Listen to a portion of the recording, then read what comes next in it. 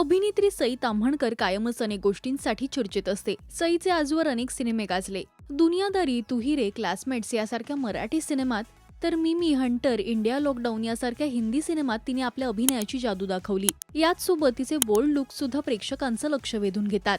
तर लवकरच तिचा श्रीदेवी प्रसन्न हा मराठी सिनेमा प्रेक्षकांच्या भेटीला येतोय, ज्यात ती अभिनेता सिद्धार्थ चांदेकर सोबत स्क्रीन शेअर करतेय.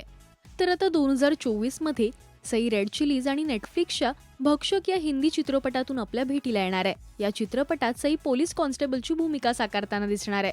रेड चिलीज सोबतचा सईचा हा पहिला प्रोजेक्ट असून सई या नव्या प्रोजेक्टबद्दल खूपच उत्सुक आहे.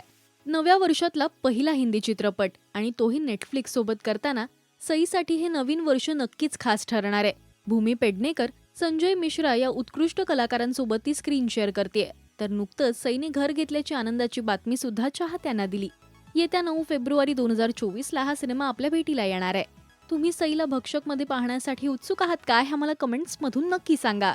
मराठी सिनेविश्वातील बातम्या, अपडेट्स आणि गॉसिपसाठी तुम्ही सबस्क्राईब करा राजश्री मराठी.